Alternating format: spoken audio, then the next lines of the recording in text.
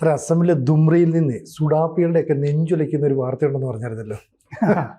അതെന്താന്ന് വെച്ചാൽ, ഇവിടെ നിന്ന് സോളിഡാരിറ്റിയുടെ പ്രസിഡന്റ് തൗഫീഖ് മമ്പാട്, പിന്നെ സെക്രട്ടറിമാരായ ഷബീർ കൊടുവള്ളി, PM സജീദ്, ഇവർ 3 പേരും അവിടെ അലമ്പുണ്ടാക്കാനായിട്ട് പോയതാണ്. ദുംറി എന്ന് പറയുന്നത് ഒരു പ്രത്യേക തരം സ്ഥലമാണ്. ആസാമിലെ അതിർത്തി ജില്ലയാണ് ദുംറി.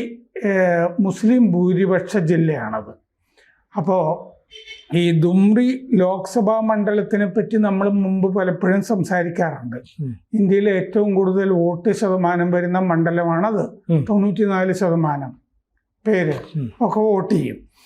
അവിടെ മുമ്പ് ബദ്രുദ്ദീൻ അജ്മൽ എന്ന് പറഞ്ഞിട്ടൊരാളാണ് ജയിച്ചുകൊണ്ടിരുന്നത്. ബദ്രുദ്ദീൻ അജ്മൽ എന്ന് പറഞ്ഞാൽ ഈ പെർഫ്യൂംസ് ഇല്ലേ, ഊത് അത്തർ, ഇതൊക്കെ വിറ്റ് വലിയ ധനികനായ ഒരാളാണ്.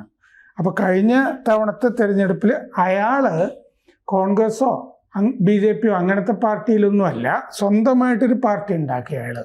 AIUDF എന്ന് പറഞ്ഞിട്ട്, അത് all India United democratic fund എന്ന് പറഞ്ഞിട്ട്, കാശുണ്ടല്ലോ, സ്വന്തമായിട്ടൊരു പാർട്ടിയൊക്കെ ഉണ്ടാക്കി 2.5 ലക്ഷം ഭൂരിപക്ഷമൊക്കെ ഉണ്ടായിരുന്നു.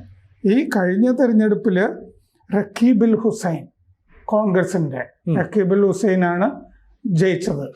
അപ്പോൾ ഈ ദുംറി എന്ന് പറഞ്ഞ ലോക്സഭാ മണ്ഡലത്തിൽ 3 ജില്ലകളുണ്ട്: ഗോൽപുര, ദുംറി, കൊക്രാജാർ. ഇതൊക്കെ മുസ്ലിം ഭൂരിപക്ഷ പ്രദേശങ്ങളാണ്. അപ്പോൾ ഏത് സംഭവത്തിന് ആരെ പുറത്താക്കിയാലും അതിൻ്റെ അകത്ത് ഇല്ലേ, ഈ പാർട്ടി തന്നെ, ഇയാളുടെ AIUDF എന്ന് പറഞ്ഞ പാർട്ടി ഉണ്ടാകാൻ തന്നെ കാരണം കുടിയേറ്റ മുസ്ലിങ്ങൾ ആണ് ആ പാർട്ടിയുടെ പ്രവർത്തകരായിട്ടുള്ളത്. ബംഗ്ലാദേശിൽ നിന്നൊക്കെ നുഴഞ്ഞു കയറുന്നില്ലേ, പാകിസ്ഥാനിൽ നിന്നൊക്കെ, ഇവരൊക്കെയാണ് ഇയാളുടെ പാർട്ടി പ്രവർത്തകരും ഒക്കെ. പിന്നെ കേരളത്തിലുമൊക്കെ വരുന്ന ആസാം തൊഴിലാളികളില്ലേ, ഇവരൊക്കെ കൃത്യമായി വോട്ട് ചെയ്യാനായിട്ട് ഈ ദുംറിയിൽ വോട്ട് ചെയ്യാൻ പോകാറുമുണ്ട്. അപ്പോൾ അവിടെ ഇപ്പോൾ ഒരു താപനിലയം വരുന്നുണ്ട് ദുംറിയിൽ. അതിന് 1.5 ലക്ഷത്തോളം പേരെ അവർ താമസിച്ച സ്ഥലങ്ങളിൽ നിന്ന് ഒഴിപ്പിക്കുന്നുണ്ട്. വേറെ സ്ഥലത്ത് അക്കോമഡേറ്റ് ചെയ്യാനൊന്നുമില്ല, കാരണം അനധികൃതമായിട്ട് കുടിയേറിയവരും നുഴഞ്ഞു കയറിയവരും ഒക്കെയാണ്. ഗോൽപുരയിലാണെങ്കിൽ ഒരു ഉപഗ്രഹ നഗരം പദ്ധതി വരുന്നുണ്ട്, അവിടെയും ആളുകളെ ഒഴിപ്പിക്കുന്നുണ്ട്. അങ്ങനെ ഇവർ ഈ അനധികൃത കുടിയേറ്റക്കാരെ ഒഴിപ്പിക്കരുത് എന്ന് പറഞ്ഞിട്ടാണ് ഈ സുഡാപ്പികൾ 3 പേര് അവിടെ പോയത്. അപ്പോൾ ഇവരുടെ കയ്യിലുണ്ടായിരുന്ന രേഖ എന്താണെന്ന് വെച്ചാൽ അതൊക്കെ പിടിച്ചു, ഫോണുകൾ ഒക്കെ പിടിച്ചെടുത്തു. ഇവർ അവിടെ വംശഹത്യ നടക്കുന്നു എന്ന് പറഞ്ഞാണ് ചെന്നിരിക്കുന്നത്. എന്തു വംശഹത്യ? കുടിയിറക്കം നടക്കുന്നതായിട്ടല്ലേ അറിയാവുള്ളൂ. വംശഹത്യ എന്നാണ് പറയുന്നത്. പുറം ലോകവുമായി ഇവരെ പിടിച്ചു കഴിഞ്ഞപ്പോൾ ഉടനെ ഇവിടെ ഈ T. ഇസ്മയിൽ എന്ന് പറഞ്ഞിട്ട് ഇവിടെ ഒരു ജനറൽ സെക്രട്ടറി ഉണ്ട് സോളിഡാരിറ്റിയുടെ. അയാൾ പറഞ്ഞു ഇവരെ പുറം ലോകവുമായി ബന്ധമില്ലാതെ ജയിലിൽ അടച്ചിരിക്കുകയാണ്, പിന്നെ ടാർപോളിൻ ഷീറ്റുകൾക്ക് കീഴിലാണ് എന്നൊക്കെ പറഞ്ഞ് എന്തൊക്കെയോ പോസ്റ്റ് ഇട്ടിരുന്നു. ഇവരെ എന്താ ചെയ്തതെന്ന് വെച്ച് കഴിഞ്ഞാൽ, കുറച്ച് നേരം ഇവരെ പോലീസ് സ്റ്റേഷനിൽ വെച്ച ശേഷം പശ്ചിമ ബംഗാൾ അതിർത്തിയിൽ കൊണ്ടുപോയി, സ്ഥലം വിട്ടോ, സ്ഥലം കാലിയാക്കിക്കോ, അതിർത്തി കൊണ്ട്, ഇവർക്ക് പറ്റിയ സ്ഥലമാണല്ലോ ദീദി ഭരിക്കുന്ന പശ്ചിമ ബംഗാൾ. അവിടെ കുടിയേറ്റക്കാർക്ക് ഇഷ്ടംപോലെ രേഖകളോ സൗകര്യമോ വേണമെങ്കിൽ സ്ഥാനാർത്ഥിയോ ഒക്കെ ആകാവുന്ന സ്ഥലമാണ്. ഇപ്പോൾ സോളിഡാരിറ്റി യൂത്ത് മൂവ്മെൻറ്റും ഒക്കെ ആയിട്ട് ബന്ധപ്പെട്ട ആളുകളാണ് ഈ 3 പേരും. ഇവർ ബുൾഡോസർ രാജ് എന്ന് പറഞ്ഞ് ആണ് അവിടെ ചെന്നത്. ബുൾഡോസറൊക്കെ അവിടെ ഉണ്ട്, ഈ വീടുകൾ അനധികൃതമായിട്ട് ഉണ്ടാക്കിയതൊക്കെ ഇടിച്ചു നിരത്താനും ഒക്കെ അതൊക്കെ ഉണ്ട്. ഷബീർ കൊടുവള്ളി എന്ന് പറഞ്ഞ ആള് നാഷണൽ ഫെഡറേഷൻ ഓഫ് യൂത്ത് മൂവ്മെൻറ്റിൻ്റെ സെക്രട്ടറിയും കൂടിയാണ്, എന്ന് പറഞ്ഞാൽ ദേശീയ നേതാവും കൂടിയാണ്. സംസ്ഥാന നമുക്കറിയില്ല എന്നേ ഉള്ളൂ, സംസ്ഥാന നേതാവ് മാത്രമല്ല ദേശീയ നേതാവുമാണ് അദ്ദേഹം. അപ്പോൾ ചേപ്രി, ഇവിടുന്ന് പിടിച്ചിട്ട് ചേപ്രി എന്ന് പറഞ്ഞ പോലീസ് സ്റ്റേഷനിലാണ് ഇവരെ കൊണ്ടാക്കിയത്. അപ്പോൾ റോഡ് വഴി, അതായത് കാറിൽ ദുംറിയിലേക്ക് പോകുമ്പോൾ ഒരു ചെക്ക് പോസ്റ്റിൽ വെച്ച് പിടിക്കുകയായിരുന്നു. അവിടെ പോയി അലമ്പുണ്ടാക്കാനൊന്നും സമ്മതിച്ചില്ല. ഇവരുടെ കൂടെ ആസാം സ്റ്റുഡൻസ് ഇസ്ലാമിക് ഓർഗനൈസേഷൻ്റെ പ്രസിഡന്റ് റമീസ് അബ്ദുള്ളയും ഉണ്ടായിരുന്നു. എന്ന് പറഞ്ഞാൽ അവിടെ തന്നെ ഏകോപനമൊക്കെ ഉണ്ടാക്കിയിട്ടാണ് അങ്ങോട്ട് പോയിരിക്കുന്നത്. അവിടെ ഇവരുടെ ആളുകൾ അവിടെ ഉണ്ടല്ലോ. അതിൽപ്പെട്ട റമീസ് അബ്ദുള്ളയും കൂട്ടി ആണ് ദുംറയ്ക്ക് പോകാനായിട്ട് പുറപ്പെട്ടത്. അപ്പോഴാണ് ചെക്ക് പോയിന്റിൽ പിടിച്ച് അതിർത്തി കടത്തി വിട്ടത്. നാട് കടത്തൽ എന്നൊക്കെ പണ്ട് പറഞ്ഞിരുന്ന പരിപാടിയാണ്. പണ്ട് തിരുവിതാംകൂറുന്ന ആളുകളെ ആരുവായി മൊഴി കടത്തെന്ന് പറഞ്ഞിരുന്നില്ലേ. പിന്നെ നമ്മൾ ട്രെയിനിലാണ് പോകുമ്പോഴാണ് മനസ്സിലാകുന്നത് ആരൽ വായ് മൊഴി എന്നാണ് തമിഴ് സ്റ്റേഷനിലൊക്കെ എഴുതി വെച്ചിരിക്കുന്നത്. നമ്മളുടെ പുസ്തകങ്ങളിലൊക്കെ ആരുവായ് മൊഴി കടത്തി വിട്ടു, സ്വദേശാഭിമാനി രാമകൃഷ്ണപിള്ളയെ ആരുവായ് മൊഴി കടത്തി വിട്ടു എന്നൊക്കെ വായിക്കുന്നത്. അപ്പോൾ ഇവരെ മോചിപ്പിച്ച് സ്ഥലം വിട്ടോളാൻ പറഞ്ഞു. അതിർത്തി വരെ പോലീസും പോയി. പല ജില്ലകളിലും ഇപ്പോൾ ഇങ്ങനെ നുഴഞ്ഞുകയറ്റക്കാരെ ബംഗ്ലാദേശികളെ പുറത്താക്കുന്നുണ്ട്.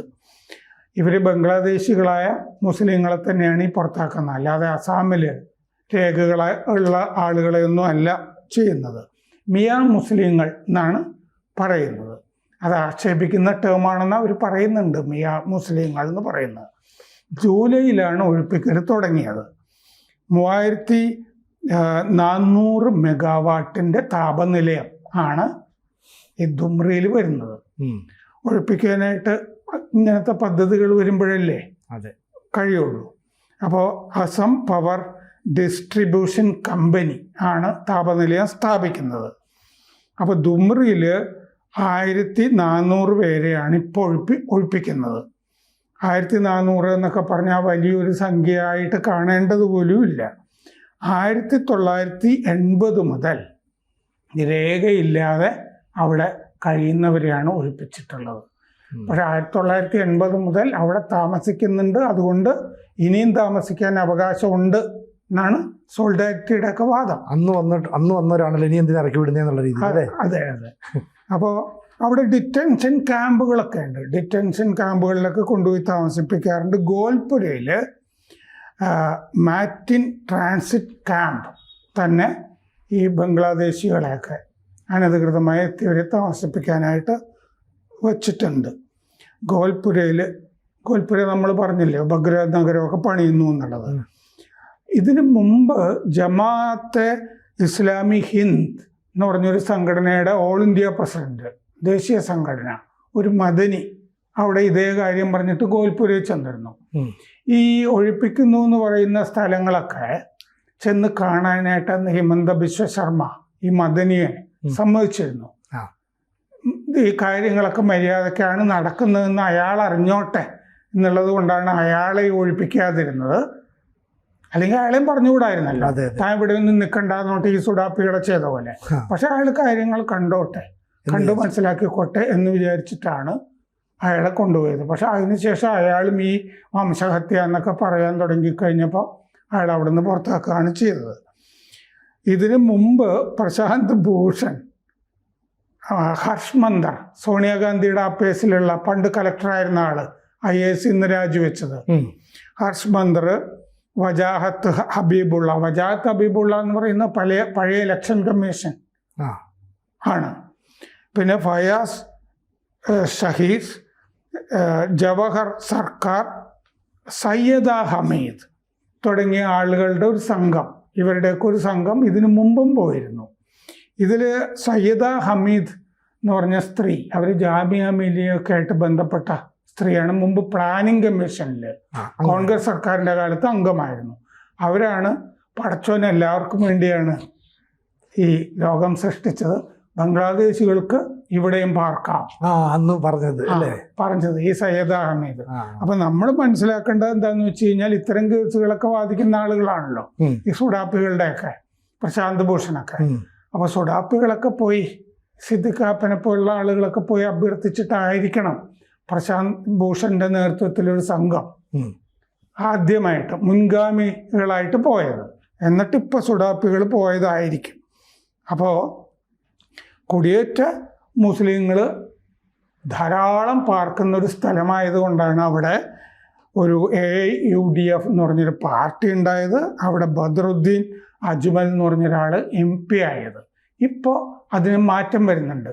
കാരണം എന്താണെന്ന് വെച്ചാൽ ഈ റക്കീബുൾ ഹുസൈൻ 2024 MP ആയ ശേഷം പിന്നെ മകനെ അവിടെ മത്സരിപ്പിച്ചപ്പോൾ MLA ആയിരുന്ന ആളായിരുന്നു റക്കീബുൽ ഹുസൈൻ.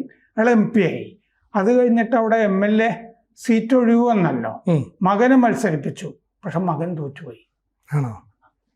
MLA മത്സരം വന്നു കഴിഞ്ഞപ്പോൾ തോറ്റുപോയി. അപ്പോൾ അവിടെ മാറ്റം വരുത്തുന്നുണ്ട്. ഹിമന്ത ബിശ്വ നന്നായിട്ട് പണിയുന്നുണ്ട്. അപ്പോൾ അതുകൊണ്ട് സോളിഡാരിറ്റി മറ്റേ പോപ്പുലർ ഫ്രണ്ട് എന്നൊന്നും പറഞ്ഞിട്ട് ഒരു കാര്യമില്ല. അവിടെ നിന്ന് നാട് കടത്തും. കൂടുതൽ വാർത്തകളും വിശേഷങ്ങളും നിങ്ങളിലേക്ക് എത്താൻ ABC മലയാളം സബ്സ്ക്രൈബ് ചെയ്യുക, ബെൽ ബട്ടണും അമർത്തുക.